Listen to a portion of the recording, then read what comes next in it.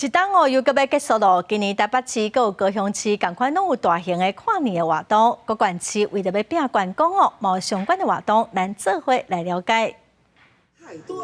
台北市副市长林义华参详展为观光上站巴士路车，到台北跨年活动起过记者会现场，一路车就推广台北市为圣诞节到跨年拢有相关的活动，而且今年的表演舞台也有做改变。过去是一个主舞台的方式，那今年我们是用一个1+4的方式，除了主舞台之外，我们有4个主题舞台，来让不同年龄层、不同喜好的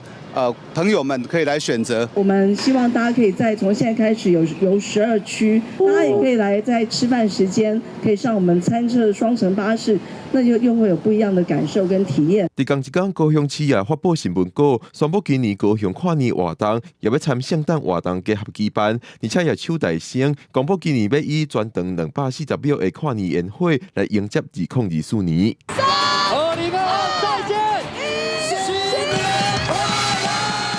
回顾顶摆高雄跨年晚会，市长陈其迈参市民迎接新年的影片。今年高雄市府讲，今年的圣诞跨年活动要结合在地各观光夜市相关举办，推广在地观光。各县市拢咧拼跨年商机，台北市府也讲，今年参饭店业者合作，国内外民众拢通透过伫台北订房过暝，就有机会伫跨年活动到摇滚区看表演。